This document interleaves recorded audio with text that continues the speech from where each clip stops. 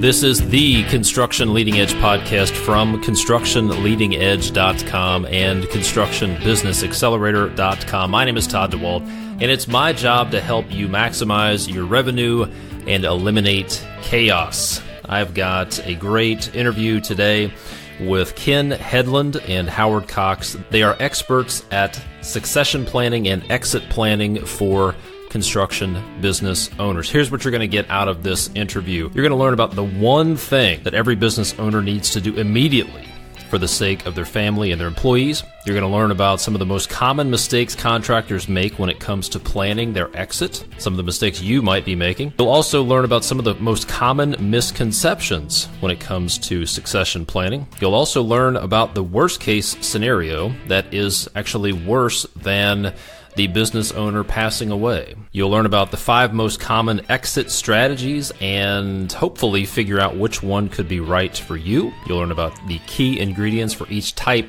of exit strategy. And you'll learn about how you might be surprised at when you should start planning for your exit. You may be surprised how far out the time frame is for that. Before we get into that interview, I've got a couple of things I want to share with you. First of all, I am going on the road. I'm recording this in late January 2019. I'm going to be hitting the road and speaking at several events coming up over the next few months, and I would love to see you there. I'd love to hook up with you and meet you face to face. First of all, February 20th, Las Vegas. I'm going to be at the International Builders Show. I'll be speaking at the Building Systems Council Lounge on February 20th. Next, I'll be in Providence, Rhode Island on March 28th, speaking at the JLC Live Residential Construction Show. I'll be doing a 3-hour workshop there. And I'll be in Denver, Colorado, April 10th, speaking at the Colorado New Construction Summit. And then in May, I'll be doing a 3-hour workshop in Cincinnati, Ohio, with the Home Builders Association and the local chapter of the Associated Builders and Contractors. So there you go. Come see me. Come. I may do some happy hour, some sort of live meetup, but I'd love to meet you in person there. So go to my website, ConstructionLeadingEdge.com, to find out more details there. And then if you haven't connected with me on Facebook, look me up on Facebook, Construction Leading Edge. Just search for Todd DeWalt, DAWALT, or search for Construction Leading Edge on Facebook, and I'm sure you'll find it. One more thing I want to get into your hands. Let me ask you this. How would you like to be able to schedule for revenue? If you've heard me talk about right to left thinking and running your business from right to left, if you haven't, then go listen to episode number 65 about right to left thinking. But if you would like to be able to set a target for how much money you want to make and what your business wants to look like at the end of this year, and then work backwards and then have a realistic plan, like a step-by-step plan that you can use to make that happen, then I want to get something in your hands. Frankly, if you're having cash flow problems or if you're not really happy with the growth of your business, then one of the best things I can put in your hands is my Revenue Maximizer. You're going to get a step-by-step blueprint for getting out of and staying out of what I call cash flow crunch. You'll also be able to design your business so that it will give you what you want it to give you.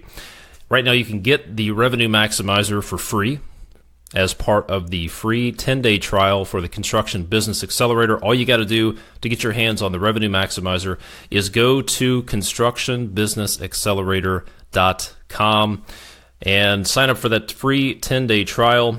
Get the Revenue Maximizer. You'll also have access to lots of other stuff, around $10,000 worth of content, training, templates, execution plans, training videos. It's like Netflix for construction business owners. It's the best thing I can do for you, and the price can't be any better. So go grab your free trial of the Construction Business Accelerator program. Get the Revenue Maximizer plus a whole bunch of other stuff at ConstructionBusinessAccelerator.com. I'm introducing a new segment to the podcast. It's what I call the Mindset Upgrade. And I want to share a few things that will help you upgrade your mindset, upgrade your operating system, some ways that you can change the way you think. And I want to talk about decision making. I want to give you a few tips. If you want to go for a deep dive on decision making, go way back and listen to episode number 11. where I give you 10 keys for decision making. One of those is Colin Powell's 40-70 rule, which basically says never make a decision when you have less than 40% of the information available. But this one may catch you by surprise. Never wait until you have more than 70% of the information you think you need. So when you get to the point where you have 70% of the information, trust your gut, use your intuition, pull the trigger. Next is to understand that in many cases, the cost of no decision, the cost of a delayed decision, could exceed the cost of a less than perfect decision. What you might be doing is waiting and not taking action, not making a decision because you're concerned about making the wrong decision, but you're forgetting about the opportunity cost, and you're forgetting about some of the other parts of the equation that you need to factor in. So understand that the cost of no decision could exceed the cost of a less than perfect decision. So make a decision, make a call, pull the trigger, get started. You can always course correct from there. One other misconception about decision making is that the person that is higher up on the organizational chart is better equipped to make decisions.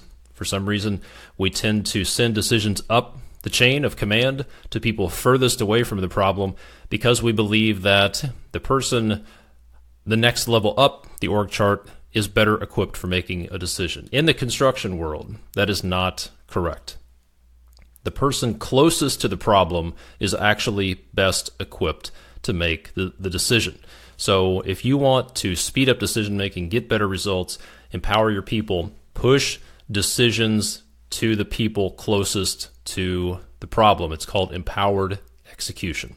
Go check out, I think it's episode number 32, where I interview one of the co-authors of a book called Team of Teams, where you learn about empowered execution. Now, let's get to the interview with Ken Headland and Howard Cox, and let's talk about succession planning and exit planning. All right, Ken and Howard, thanks for joining the podcast today. How are you guys doing? We're doing great. Thank you, Todd. I appreciate the opportunity to speak with you. Absolutely. Absolutely. So you guys are from Somerset CPAs. We're going to be talking about succession planning because that is a big topic that a lot of construction business owners struggle with. So let's just jump into it.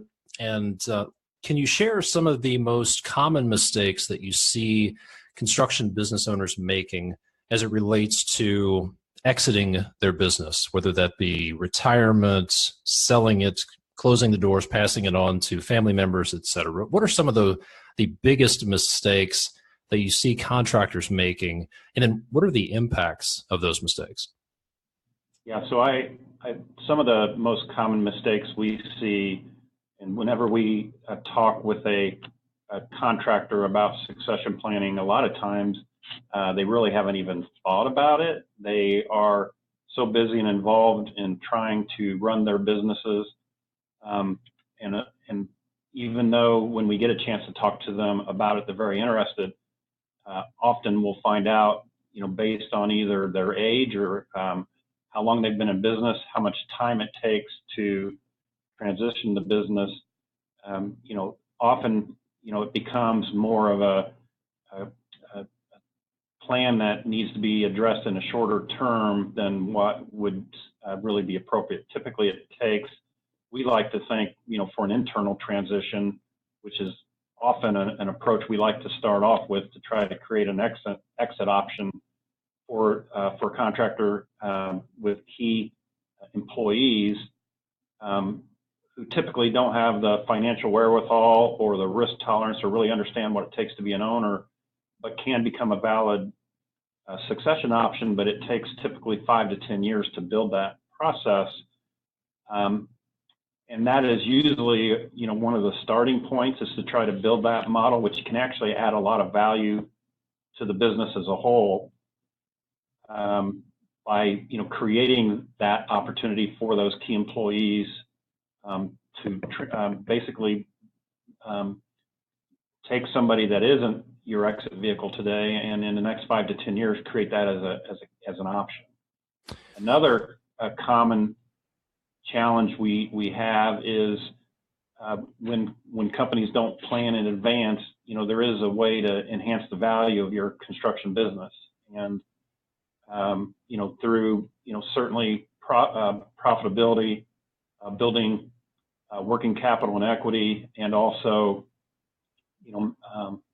EBITDA and cash flow, and managing the business in a manner that maximizes the value of the enterprise or any transition scenario, and not and when it comes time to do the succession, or when they're ready to do it, they haven't planned ahead to maximize that value. But time is typically the greatest challenge, and then certainly profitability, is another challenge that we often have to work through with business owners or construction owners in order to successfully transfer or succeed their businesses. Gotcha. Yeah, and Ken, this is Howard. I just would add real quick that one of the kind of ways that I explain the challenge of waiting too long is that you really need to be thinking about your exit from your business over really 3 decades. And I don't mean 30 years, but really your 40s, 50s, and 60s. So probably really 15 years from your late 40s to your early 60s is kind of the ideal time to be addressing these questions. And a lot of people wait too late, as you pointed out, and it just narrows your options and alternatives and narrows what you can do, as you alluded to, Ken, to improve your business. And I would say the second most common mistake that people make is they don't look at all of the options. So they assume that there's maybe only one way to transition the business. I can only sell it to my family member or a key employee, and they don't consider the potential of a third-party sale or the potential of an ESOP. And so they don't really look at the entire universe of potential options because they assume there's only one way to do it because it's the way they bought the business or the way that they've had other, friends that have exited the business, but they haven't really looked comprehensively on all the potential options. That's good advice. So one of my next questions was going to be, what are some of the common misconceptions or misunderstandings about exit planning? And what I'm hearing you guys say is that people often underestimate the amount of time, and they don't give themselves enough time. So they think they can get it done faster. They don't understand the options that are out there. What are some other common misconceptions that you run into about exit planning? I think another would be understanding that you really need, when you go through the succession process, sit down and understand what ownership or management goals and objectives are, and what they're trying to accomplish and what their time frame is. But certainly, based on that, based on the various options in order to accomplish that, whether it's family, internal, third-party sell, ESOP, whatever the options might be, but knowing that we also need to cover that ideal strategy, but also, owners tend to think that they're invincible, but you have to cover what the worst case scenario as well, more of a short term, worst case undesirable event in the case of death or disability of an owner. Rarely is it a good option to have the business, transfer through to other family members that haven't, traditionally been active in the business. And so we really have to cover both short term and the ideal scenarios. The other is, your business form and format. So whether you're a C Corp or an S Corp or an LLC, and tax implications of all that is really understanding that. That is a huge consideration and implication relating to, what it is that you want to get out of the business financially, and what that might look like. And there's some strategies around that. You know, a lot of times we'll find, you know, companies that are that don't plan ahead when they actually, you know, run the numbers thinking that, you know, their business is worth a certain multiple of EBITDA and they can sell it for that multiple of EBITDA. But on an asset transaction, whether you're C Corp or S Corp, your net cash flow may not accomplish what your end goals are. And there's some strategies to maximize that as well, if done with proper planning in advance. You know, there's a lot of you know, discussion points around, you know, there could be, you know, some simple versus complicated type options, but, you know, understanding all those options to achieve essentially what the ownership goals and objectives are is really what it takes in order to put together a successful succession plan. Yeah, this Howard, I think in misconceptions, you know, Ken alluded to probably the most significant one in his opening comments, but for emphasis, assuming that just because your key employees don't have any wherewithal to buy your business today, that a sale to your key employees is either not desirable or not achievable. In the near term, that may well be true, but as Ken pointed out, if you have 5 to 10 years, you actually build your buyer pool, you build wealth in your key employees, and you create a buyer pool. So I think a lot of people have that misconception, well, I couldn't possibly sell to my key employees because they don't have any money. In the near term, that may be true, but that doesn't need to be true in the long term, nor does getting your employees involved in ownership today preclude you from a third-party sale later. Another you know, misconception, and Ken alluded to it, is not knowing the value of your business, and it's a mistake if you significantly overestimate what the value of your business is, and it's probably just as big a mistake if you underestimate the value of your business. So you know, not understanding the value of your business, not understanding that you can, in fact, sell to your key employees if you have a plan and you have time. I would say another misconception is that people will assume that you would get more money in the third-party sale. Why would I want to sell to my key employees? I get more with a strategic buyer. That could be true, but it isn't necessarily true. We have clients that we've been working with on internal transfers that have been going on for 15 years, where I can assure you that the seller has received far more through an internal transfer than he could have ever received in a third-party sale. You know, so those are just a couple of other common misconceptions that I see. Well, and those are great points as well. Todd, one of the things that we do in the succession process is when we look at all these options, I think talking about this conceptually and working through this with owners and understanding their management goals and objectives. And, you know, it's one thing to transfer the stock. It's another to make sure that you have the right people in place to actually take over and run the business, and has the owner done everything they need to do to transfer, you know, what their skill set is, you know, whether it's understanding construction, project management, relationships, managing and having relationships, but also putting a plan in place to make sure all that's transferred in this process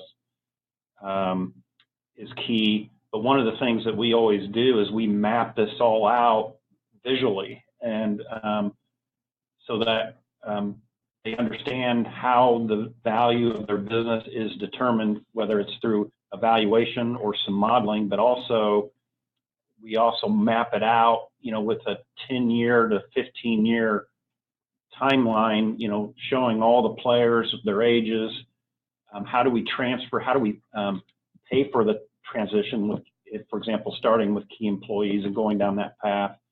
How do we transfer those management skill sets appropriately in that time frame? But then what's it take to get the plan to work from a corporate standpoint, from profitability and cash flow, and having some skin in the game with the key employees, which we think is very critical. But also, having, at the end of the day, at some point it all gets paid for through the cash flow and the profitability of the company. We call it buy yourself out with your own money, which, we basically put that into an acronym, because at the end of the day, this is all getting paid for through corporate profitability and individual performance, and rewarding key employees, potential owners accordingly, with some skin in the game to fund this transition. To get them some ownership, you got to look at control issues with ownership, or use non-voting stock, or whatever the case may be. But ultimately, the goal is in a 5 to 10 year period, as both Howard and I have alluded to, take key employees who can't buy your business, but get them in an ownership position with all the right knowledge and experience and skill set, to where now they do have the financial wherewithal and the risk tolerance. They understand what it means to be an owner and how to run the business and all the skill sets necessary.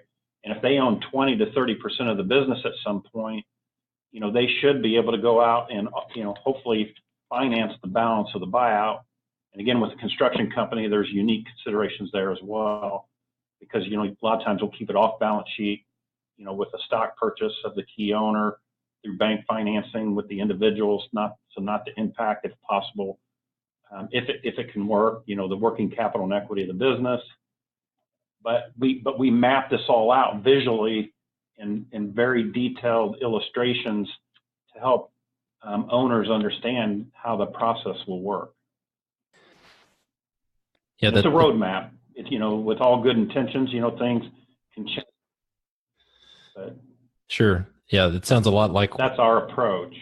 I like it. When I work with my coaching clients, I teach them in what I call right to left thinking. So let's start at the right side of the page, where you want to end up, whether it's 5 years from now at retirements or at the end of 2019. And then let's work backwards from there to figure out, what do you have to do to get there? What do you have to sell? What key hires do you have to make? What are the moves you have to make in order to get where you want to be? When you tell construction business owners that it's a 10-year process and that they need to start thinking potentially 10 years out, you get some funny looks, or what's the response? That I'm thinking that people would be surprised by that, but what's the typical response? Well, if they're planning ahead, if the construction owner is in their 40s, we don't get nearly the same look as we do if they're in their 60s already, right? Which is one of the first items we discussed. Is, the ideal scenario would be, planning ahead and having time to work through that. It can be done quicker, but a lot of it is going to be dependent on performance.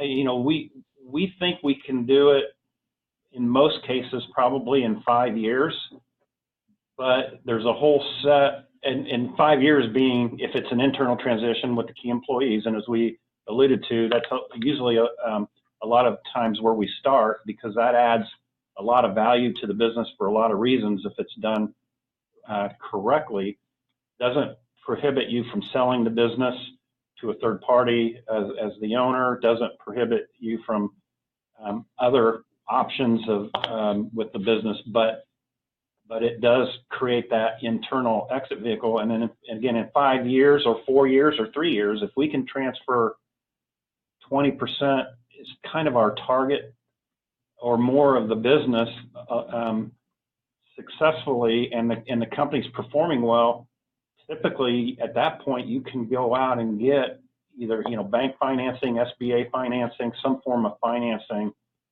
So it can be done quicker, but 5 to 10 years is kind of typically a safe timeline for most businesses that perform at a modest or decent level. And Again, it's all got to be a function of the performance of the business, and then certainly those key employees that are, or the whole entire employee group, driving the performance of the business. But it can be done quicker, and we can work through that. But the ideal would be having more time. Yeah, and I think what, practically speaking, what happens in the lapse of time is it's not that you still shouldn't plan just because you didn't start, when we would ideally like you to, or that the planning, not that you shouldn't do it or not that you still can't get tremendous value out of it. It's just that some of the strategic options and alternatives that you might have had may have, may be impractical or impossible, and so you may have just inadvertently narrowed your options. But that doesn't mean that you're optionless. It just may mean, okay, if I don't have 5 to 10 years, maybe a key employee buyout isn't going to work. That doesn't mean that you can't do a third-party transfer to a strategic buyer. That's still going to be on the table. You also could do an internal transfer, but rather than a key employee buyout, maybe use an ESOP. But you just the longer you wait, the more you potentially narrow options. But that's not an excuse to then just not plan just because you don't have 10 or 15 years or 5 or 10 years. It just means that the plan may look different than it would have if you would have started earlier. Good advice. And some things that can impact. One quick additional point, Todd. Some things that can impact the timing too is risk assessment, and how confident is the owner with that key employee group that they can run the company and buy the owner out. So you could always have the option of a seller note, but that certainly is the owner taking risk that the employees are going to be able to run the business and perform and service that seller note. So there's always that risk assessment side of the equation and how comfortable the owner is on a quicker sell, because you can have quicker sell options, but it may add additional risk. Good point. Speaking of risk, I'm going to take a right turn and talk about something that we didn't discuss before, but every construction business owner should have some sort of business continuity plan in place because everyone's at risk for death, disability, something to that effect. So what are 1 or 2 things that every business owner should have in place to protect their business and the livelihood of their employees in the case of some tragic event? So that's the worst case scenario that we were talking about earlier, that we want to, ideally we would put a plan in place that would meet management's goals and objectives or ownership goals and objectives long term, but we always have to cover that worst case scenario. So that's, working through certainly, hopefully, and then this is where age can come into play as well, and health, and but typically life insurance. When we do succession plans, we typically they'll have typically run their course in 15 to 20 years for sure. So we typically like to look at a consideration of, working with the owners, whoever they have utilized for, investment advice or insurance, and get pricing on key stock purchase insurance and or key person insurance, some combination of all that. We always utilize that if affordable, and certainly that's another component of age and health, and doing this sooner than later comes into play. And there's also strategies around the whole life insurance structure. Even if you don't have key employees yet as owners, we've done strategies where, again, transferring it through your estate to non-active family members rarely works well, or then having to sell it under that scenario rarely brings the highest value. but putting a short-term plan in place for death or disability, and disability actually is more challenging than death, because, death is not the way to go, but often, we can get the life insurance to cover the death scenario, but then there's also tax strategies around death that can maximize the purchase of the stock by the key employees using insurance and creating basis to those employees, and then buying it from the deceased estate, who gets a step up in basis in value on death, and therefore has no, depending on their estate, but typically we can avoid any tax consequences with the insurance to buy out the estate at market value of the stock. But having a model in place, all the proper documents and agreements and so forth necessary, but having that insurance in place for both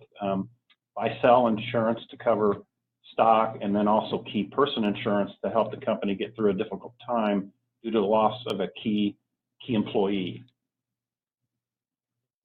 Yeah, I would just add that's a great question, because it's really something that we overlooked in the misconception question, which is, a misconception would be that I'm the sole owner of my business, so why would I need a buy-sell agreement, or how would I even have a buy-sell agreement if I'm the only owner? And we'll structure buy-sell agreements with non-owners to cover, funded by life insurance whenever possible, to cover that risk, that particular type of risk. So, almost, I guess, you should never say always or never, but, pretty much every business should have a buy-sell agreement, even if there's only one owner, because if something happens to that owner, you need to have a plan as to how that ownership is going to be transferred at death. And Todd, the way we can structure that too is through this creative strategy that we've developed over the years, and we call it a life LLC, but we actually set up a separate entity that the sole purpose of that entity, it's an LLC that we can include key employees who aren't owners of the operating entity, can be owners of this LLC, and this LLC is the owner and beneficiary of the life insurance policies, and we can direct through the operating agreement of the life LLC specifically what happens to upon an owner's death and how that insurance is used. And that's very tax efficient for this basis scenario I just explained, plus the step up in basis with no gain or depending on the owner's estate structure and so forth, but shouldn't be any gain on the sale of the stock at that point. There could be some long-term estate implications, but there's some creative strategies that we've developed to allot for this situation, where if they don't have ownership in the operating entity, we can still do what we call a prospective shareholder buy-sell agreement, because they're not shareholders, and then use this life LLC structure to manage the life insurance and how all that would work, and very flexible in structure and the ability to meet goals and objectives of the succession plan. So to cover that worst case scenario. That sounds like a brilliant strategy. Makes a lot of sense. Thank you for sharing that. I think that's something. Well, I'm confident that everybody listening to this podcast who has a construction business needs to have some continuity in place. If you have employees, I guess it's one thing if you're sole proprietor, only working for yourself, maybe it's not so important. But if you have an organization of any size and you have employees whose livelihood depend on you being alive or able to work, it's really incumbent on you as the business owner to put some of these plans in place. So thanks for talking about that. Now let's talk about if you could just list the top 3 or 4 or 5, whatever that might be, most common exit paths for small to medium-sized construction businesses. And then we'll come back to that. But if you could just list the top 3, 4, 5 exit paths that you see, that would be helpful to start this little deep dive. Yeah. Okay, certainly. And again, one of the first things we always do when we talk about succession is, and we go through what we call, designing a succession plan and what that web of details is. And we've got this chart we call our web of details, but that chart actually covers the common options, because we always want to make sure that that the owners understand what all the options are. They may come in with a preconceived notion of exactly the approach they want to take, but we want to make sure they've looked at the options. And those common options are, again, we almost always discuss, the potential for internal transition, with key employees, and we spent a lot of time on that already here in our discussion. But again, that has a lot of benefits associated with it, and adding value to the organization as a whole never precludes you from doing any of these other options. The other certainly can be transferring within your family. That can be somewhat tricky and sensitive, but assuming that the family members, have what it takes to actually run the business, and that's usually a discussion point to make sure that we're thinking through that carefully, and we take emotions and ego out of the equation, and to make sure that is the right answer, and it can be. So certainly within family units, and transferring within key employees and family units can look very, very different because of estate and tax considerations. And when you're transferring it within a family, whether that's through a true sale or through gifting or some other combination, there's different options that sometimes you may have within your family that wouldn't work as well with key employees. But so those are two key considerations. The other would be certainly taking the business out to market, a third-party sale or transaction. A lot of times we'll talk with the owners about, they may already have formulated in their mind who a good target would be, but then also a firm like Somerset that works with a lot of contractors, has a lot of connections in the construction industry. This market currently that we're in, there's a lot of M&A and third-party transactions. We have at any given point in time 3 or 4 that are at some level of in the process and consideration. So it's a heavy market right now. Values are higher right now for a number of reasons, but third-party transactions, mergers, and acquisitions, which would still fall under that third party. And then ESOP. It seems like we've had a lot of interest in at least looking at ESOPs. It's not always the right option. There's certainly there's some economy of scale and some costs associated with an ESOP, and some pros and cons, the good, the bad, and the ugly. We always want to make sure we're covering all of that as it relates to an ESOP. But if you're a C Corp versus an S Corp, and how an ESOP can work, there's certainly some tax considerations that come into play. But we always want to make sure they at least have at least touched on an ESOP, and look at that as an option.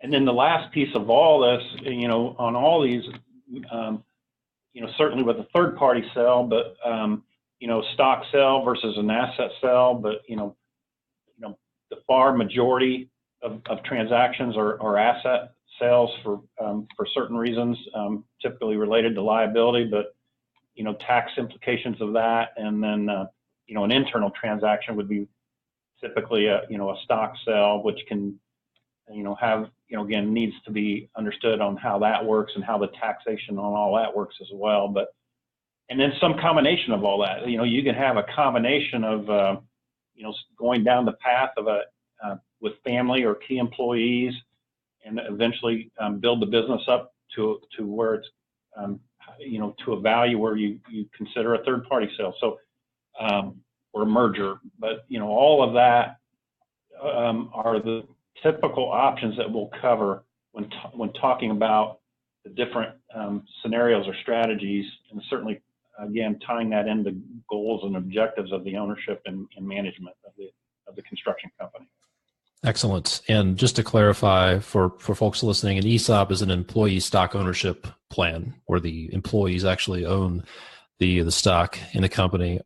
So let's go back and revisit each of those four options. And if you could give me if you guys could share the top 2 or 3 key ingredients to each option.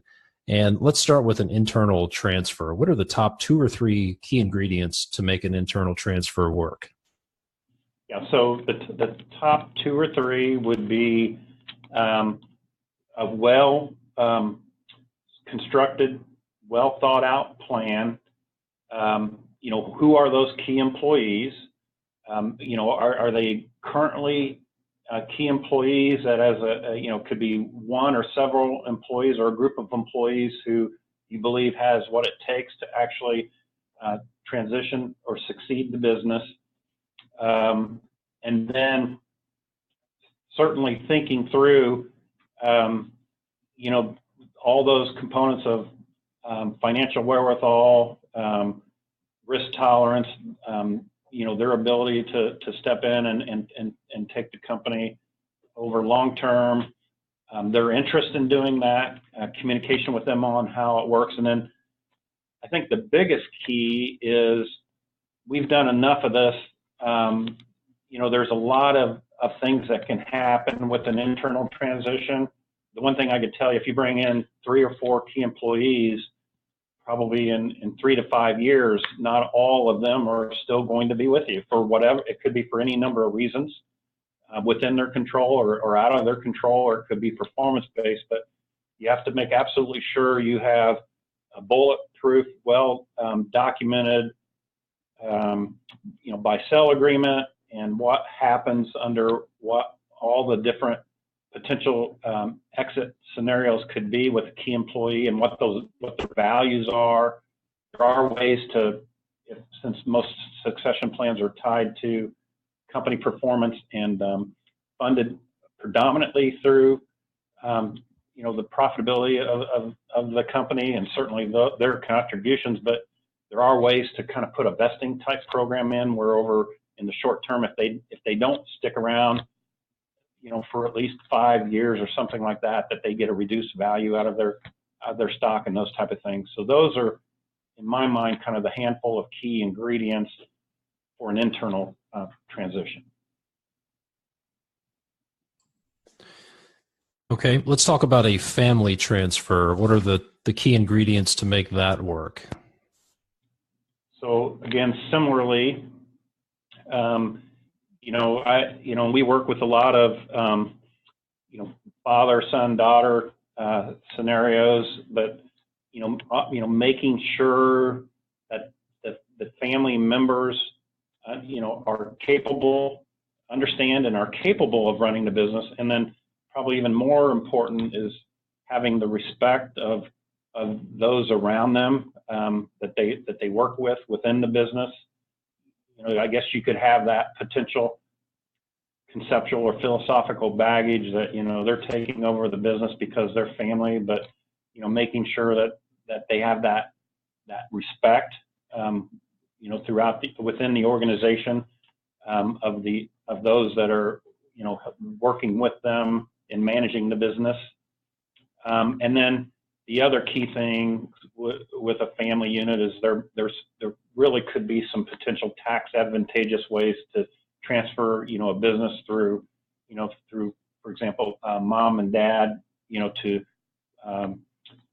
son or daughter, some real strategic tax, and then a lot of parents, have different conceptions on how they want to transfer the business. Some 100% want them to earn it and buy it as if it was a third-party transaction, and others, want to do it through a combination of maybe skin in the game and earning it, but also, gifting and transfer, through estate planning and those type of things.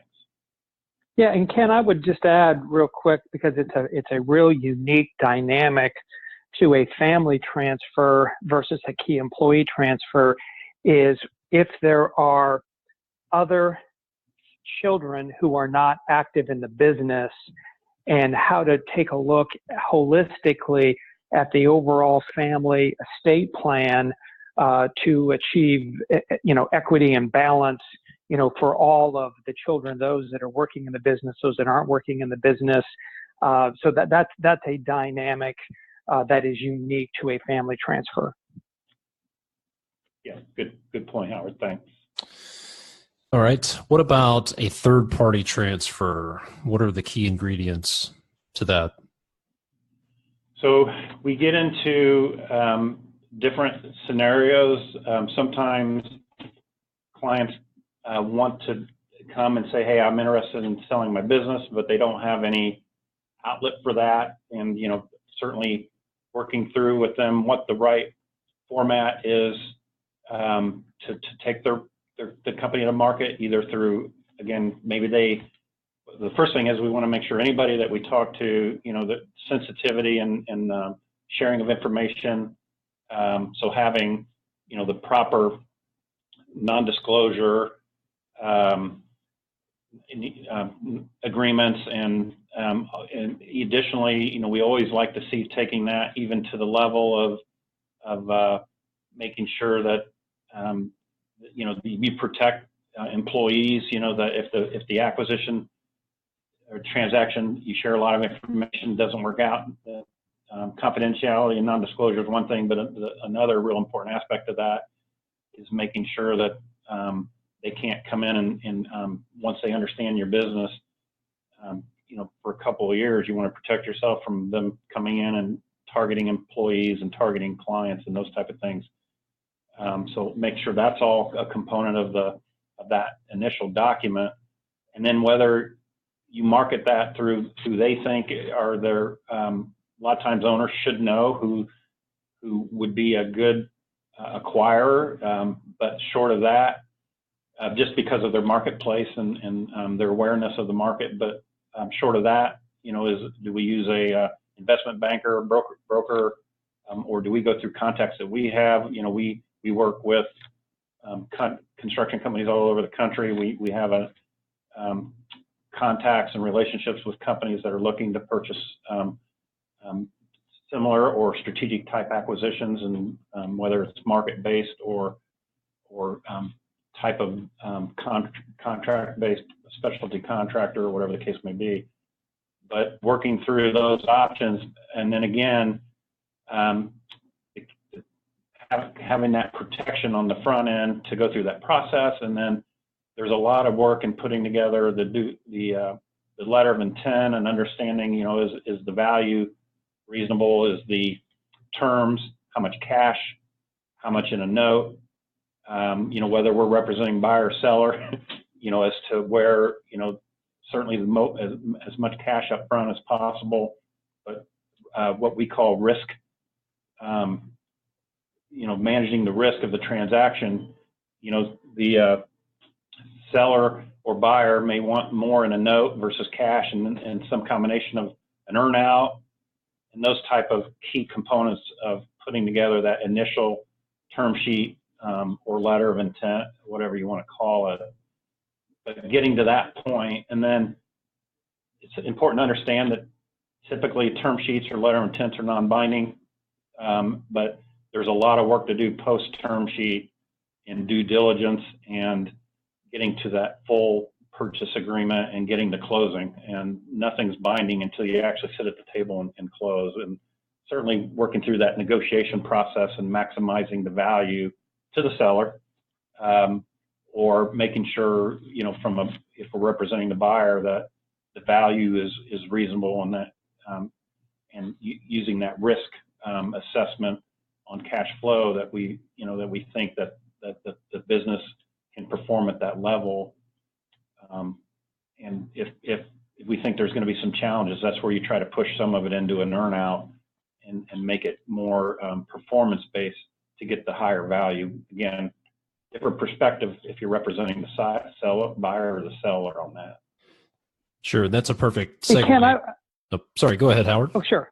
Well, I was just going to add that I think that's a good illustration of Ken's discussion there of another, misconception, which is that a third-party sale is the simplest, exit path. And there's, I always like to say there's risk and peril in everything that you do or everything that you don't do. But that there is just as much risk and peril in a third-party sale as there is in internal transfer. It's just different risk and peril. And the only other thing I would emphasize is another thing that a lot of sellers or business owners who are contemplating exit paths might not appreciate is Ken did a really great job of talking about all of the things that occur prior to closing. But even post-closing, a lot of business owners might not know going into it that they still have post-closing risk because of representations and warranties. And depending on how those are negotiated, it's very typical that could be, 1 to 3 years post-closing that you could end up either losing the money that was in escrow or potentially even coming out of pocket. So there's a lot of post-closing risk in a third-party sale that needs to be managed, as well as all of the risk leading up to closing that Ken spoke to. Yeah, that's a great point. It could be owner financing, risk from completed operations and contracts and warranty claims and that sort of thing. So what I'm hearing is, and I like your very optimistic approach there, Howard, that there's risk and peril in everything. You sound like are you an attorney? No, that's a call to action. I like it. Well, we're running short on time. Let me ask you one last question, then we'll talk a little bit about what you guys do and how people can contact you. But we've been focused primarily on the seller side, but what are, imagine that someone contacts you and says, I would like to buy into a business either through an internal transfer. I want to become a key employee and start an internal transfer, or I want to buy a business outright through a third-party transfer. What are your best pieces of advice for somebody in that situation? Either something they need to be aware of, something they probably don't know about, some advice, questions you would ask, but where would you start with someone who says, I want to buy a business? Yeah, so that's a great question, and again, a lot of times we'll just have to sit and listen and understand, first of all, what is their financial wherewithal, because, that's a pretty open-ended concept. Is it something where they want to, step in and learn the business and run the business and then eventually, step in to that, or do they actually have some personal, net worth and, as an investor, willing to, put together a structure to actually, purchase, a company, through similar to a third-party transaction. So, is it going to look more like a internal transition, or is it going to look more like a third-party sale? Understanding, if they have what it takes or if they understand what it takes to run the business, they may have the ability to, certainly you're usually going to keep the ownership group on for a certain period of time in most cases, not always, to help with that transition. But that's usually one of the challenges is making sure first they understand, understanding a construction business is very, different than, somebody that may have just a general business background or manufacturing background or some other industry. Construction is very unique from, not only, financial and the risk associated with, bidding, contracts and bringing them in, at margin, but really understanding and, how to operate and manage and run a construction company financially, tax implications, all unique, financial tax implications, but also operational, how to run a construction company. So do they have that background and experience? Obviously it's going to be a lot easier if they do, if they have that background experience. If they don't, you've got to work through what the key ingredients within the company as they currently exist and how that transition and managing the company is going to occur, obviously to protect both that individual's investment, should should that be, the approach where they actually have the financial wherewithal to purchase the company, but also, make sure that the company's, has the ability to continue to operate, perform, and protect all, the organization as a whole, and all the, employees that work there. So, that's an interesting dynamic. Certainly understanding what the goals and objectives and what their background and experience and what their financial wherewithal and ability, is, and risk and peril, to Howard's comment, that associated with that model, all that has to be vetted out and considered, and then is it the right option for the company that, that has a succession need, and that may have that may be a little cleaner option, where somebody's kind of pushed the succession to the nth hour and don't have a lot of options. That could certainly be an option there, but that's never going to get your highest value either. Be advised of the risk and peril. I think there's really two questions. Yes, there's really two questions in that question, and one of them that Ken was kind of going over is, can you even do it, or should you even do it? And you can't, in my experience, you can't get a good solid commercial lender and bonding person involved too early to help you understand how the acquisition would be structured, and debt and equity, and what is really necessary. So can you even do it is something that needs to be evaluated. And then secondly, if you can do it, then should you do it? And Ken talked about this earlier when we were talking about representing the seller, but it's the other side of the coin when you're representing the buyer is due diligence, and due diligence in the case of a construction company is very different than it is from other types of companies. The amount of work that you need to do on the work in process and pipeline and historical fade and gain analysis, and all of these types of things that are very unique to the construction industry. Yes, excellent point. Make sure you know what you're getting into.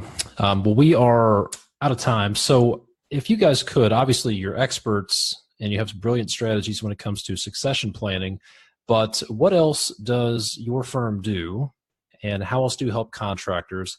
And then what's the best place for folks to go if they want to get in touch with you? Yeah, great. So thanks, Todd. I'll take the first pass at that. So, we are Somerset CPAs. We are a CPA firm located, our primary office is Indianapolis, Indiana. We have roughly 210 employees in the Indianapolis office. We also have a Chicago office. Chicago's been a really important market for us as it relates specifically to working with the construction industry. And we also have an office in Nashville, Tennessee. But we practice, a big focus of our practice, which Howard and I head up, the component of our practice that deals with construction and consulting for contractors. There's a handful of key type initiatives that we spend most of our time on. There's a numerous number of things that we spend our time on, but probably succession planning makes up in this current environment more than half of our time. And again, with a group of individuals here internally that focus on contractors, as all we do is focus on contractors and working through succession. But we also, which typically complements succession and could be an entirely different podcast, is the concept of performance management for contractors and critical success factors, key performance indicators, identifying what really drives the business, and developing key performance indicators, leading type indicators around those, and then having the tools to manage that process, which we've over 20 plus years, both Howard and I have been doing this, building the proper tools around both succession and performance management.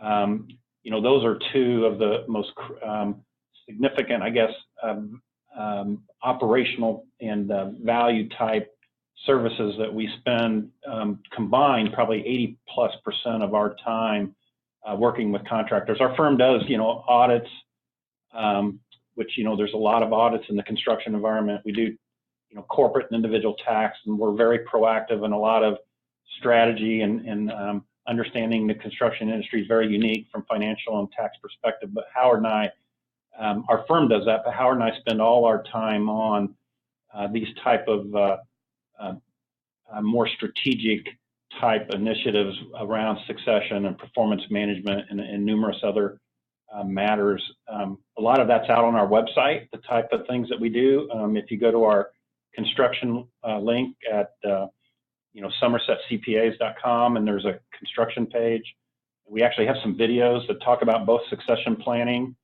and this performance management, which again are kind of two of our most popular strategic initiatives that we help companies with. Our contact information, both Howard and I can be, certainly accessible. We're both on LinkedIn. We're both on our webpage, email or phone call.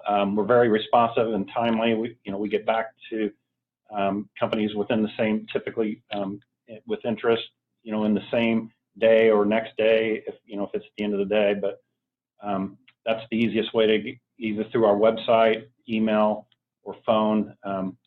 Very readily accessible. Howard and I aren't bogged down in the compliance work, so we do this type of work 365 days a year. Sounds great. And I'll post the company website, which is Somerset CPAs, and that's SOMERSETCPAS.com, right? That's correct. And then I'll have your company phone number in the notes. So if you're listening to this podcast on the podcast player of choice, there should be some details or notes or something, and that information will be in there for you as well, in case you're driving, working out, or otherwise unavailable to write things down. So, Howard and Ken, great. I really appreciate you guys taking the time to do this and giving us a masterclass in succession planning. So I would encourage everybody listening that owns a business to put together a plan. Call, email, reach out to Howard and or Ken, and to get at a minimum, get your short-term worst-case scenario covered, and then start looking at the long-term best-case scenario as well. So thanks again, guys. I really appreciate all the time. There you go. Hope you take action on that one thing that every construction business owner needs to do for the sake of their family and their employees. Be sure to go check out Ken and Howard. Connect with them at somersetcpas.com. That's SOMERSETCPAS.com. And don't forget to go get your copy of the Revenue Maximizer for free as part of the 10-day trial of the Construction Business Accelerator program over at constructionbusinessaccelerator.com. And last but not least, thank you for the ratings and reviews. And if you enjoyed the podcast, get some value out of it, do me a favor. Leave a rating or a review or both on the podcast player of your choice. If you're not sure how to do that, you can go to constructionleadingedge.com/iTunes review, and there's a step-by-step process there that will help you. Thanks so much for listening. Be sure to meet up with me if you're going to be in the area. If you're going to be in Providence, Rhode Island, you're going to be in Vegas, or if you're going to be in Cincinnati or Denver, then I'd love to meet up with you face-to-face. Go to constructionleadingedge.com for more details there, or hook up with me on Facebook. And as always, thank you for listening. I will see you next time.